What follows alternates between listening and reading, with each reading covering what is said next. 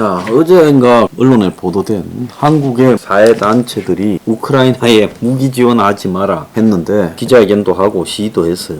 근데 그걸 보면서 참으로 기가 찬 걸 느꼈습니다. 우크라이나하고 러시아를 사회적 책임 비중에서 동등하게 놓고 왜 한쪽에 무기 지원을 하느냐. 여기에 전쟁을 침략해서 일으킨 러시아에 대한 약간의 분노도 한국의 좌파들은 가지지 않아요. 누가 한국을 갖다가 침공했을 때 가만히 있는데 북한이 침공을 했다 칩시다. 그런데 일본에서 한국을 지원하지 마라. 둘이가 평화 협상을 빨리 맺게 하라고 일본에서 시위를 누가 한다면 그 사람이 얼마나 믿겠습니까? 영국의 존슨 총리가 어제 또 제가 잠깐 언급했습니다마는 우크라이나 전쟁이 인플레, 에너지, 식량 위기를 가지고 오고 그래서 피로감이 늘어나고 있다. 그래서 서방이 이걸 못 참고 푸틴에 양보를 하게 되면 러시아와 그 동맹들이 더욱더 대담하게 아무 짓이나 하게 될 것이다. 그래서 우크라이나를 계속 더 지원해줘야 되고 나아가서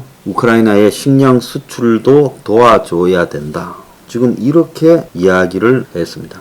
전적으로 옳은 이야기라고 봐요. 자, 지금 오늘 놀라운 소식이 하나 있어요. 러시아의 루블화 가치가 반등했다. 7년 만에 최고치를 기록했다고 매일경제가 보도를 했습니다. 러시아 루블화 가치가요. 모스크바 외환시장에서 루블화가 달러당 1.4% 오른 55.63 루블에 마감이 되었어요. 2015년 7월 이후에 최고치를 기록하고 있다는 거예요. 그래서 이날 장중에는 55.44 루블에 거래되기도 했고 러시아 우크라이나 침공 이후에 서방 세계는 러시아를 국제은행 통신 결제망에서 완전히 퇴출시키는 금융 제재를 했고 일시적으로 루블화의 휴지 조각화가 되지 않겠나는 이런 말들이 있었는데 3월 9일 달러당 120불까지 가면서 루블화 가치가 떨어지다가 이후 곧바로 3월 말부터 통화 가치를 회복했고 올해 들어 루블화 가치가 벌써 35%나 올랐고 수익성으로 볼 때 최고의 통화가 되었다는 거예요.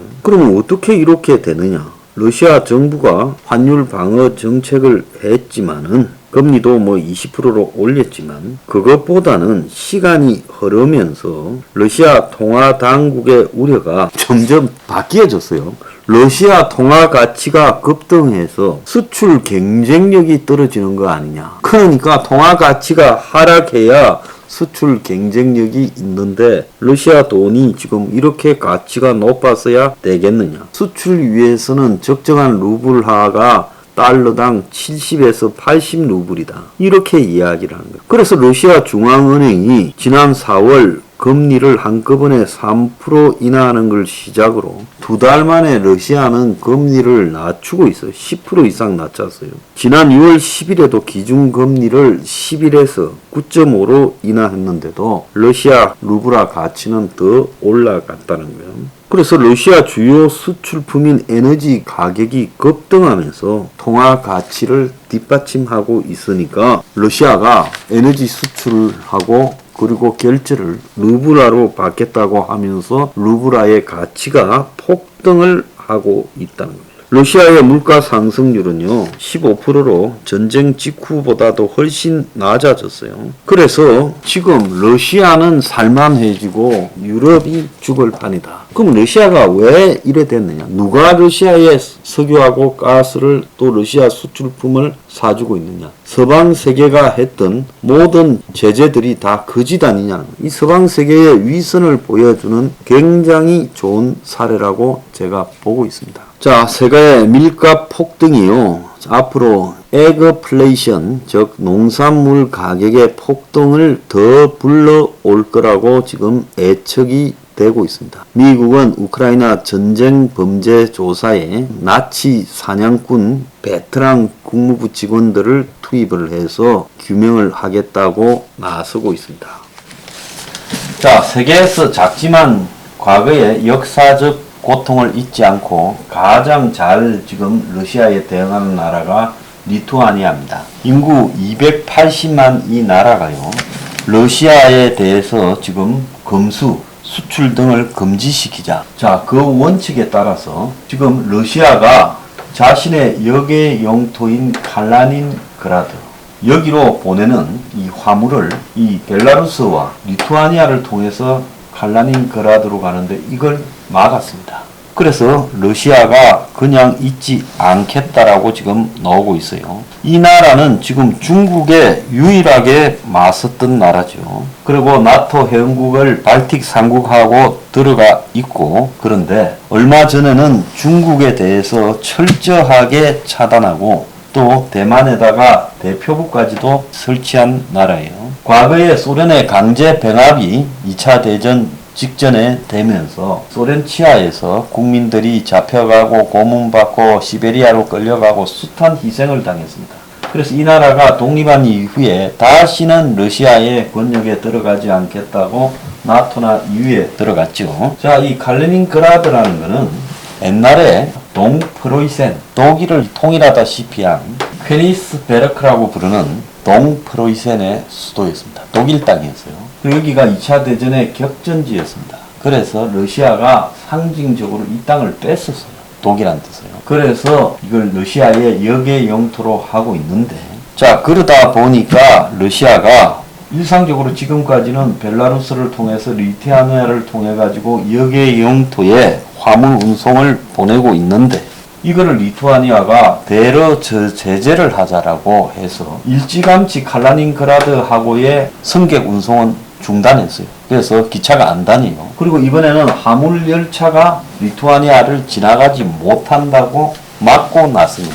그러니까 러시아는 리투아니아한테 너 그냥 안 둬. 너 까불면 우리가 움직이겠다고 협박을 했어요. 이 전쟁을 일으키겠다라는 이야기지요. 자, 그래서 여기에 보면 폴란드하고 리투아니아가 있고, 여기서 이제 칼라닌그라드로 들어가는 좁은 회랑이 있는데 평지에 숲 이제 이런 걸 있다고 합니다. 그래서 여기는 뭐 농장이 조금 있고 사람이 별로 안 사는 평지에 러시아가 이쪽으로 탱크를 보내가지고 그야말로 칼라닌그라드하고의 길을 열겠다면서 폴란드 땅 일부와 리투아니아 땅 일부를 회랑을 연다라는 명목으로 공격을 할 가능성도 지금 부각되고 있어요.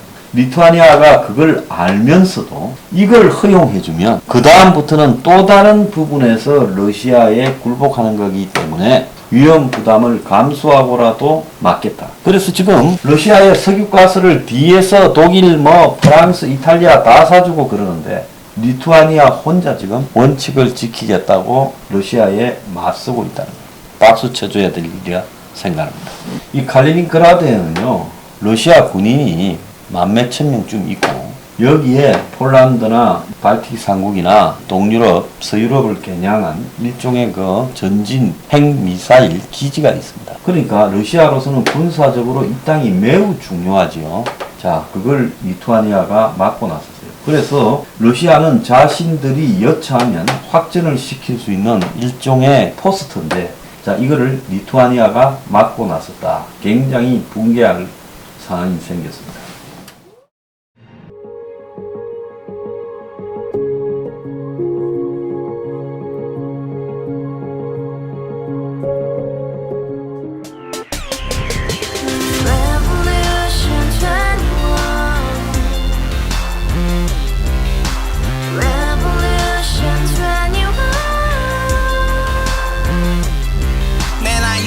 월세 30 코인빚만 300 서울에 온 지 벌써 10년 아둥바둥 버텼지만 여전히 난 반지 하에 제왕 곰팡이 연문제약 내비랑 깡통망통 완전히 폭망 90원 창문만큼 작아진 내 꿈 연애 결혼 내 집 모든 게 헛꿈 1년 전 떠난 여친 울며 말했지 같이 스파자 평생 가본 게 꼭꼭꼭하지 가바후스 700 나도 소유주 가바후스 700 나의 소유주 택시기사 우라부지 마트캐셔 울어문이 우리 집안 다 털어봤자 후줄 그래 개선민 내 미래 거기서 팍 끝난 거지 팍 더 이상 노력 따윈 괴물이 스펙 찾아 싼말리 비오는 날 알바 잘려 맨날 학원 날 개쳐 저 빨려 밤비 내리는 양화대교 홀로 걷고 있을 때 현수막에 아로 새겨진 평당 700짜리 아파트 다같이 소리 질러 혁명 21 Revolution 21 가바후스 700 나도 소유주 Revolution 21 가바후스 700 나의 소주 You and I, we live together in the house. Brand new day, and your dream had just begun. Yeah. Revolution 21, only hope and happiness. 너의 곁에 내가 영원히 함께.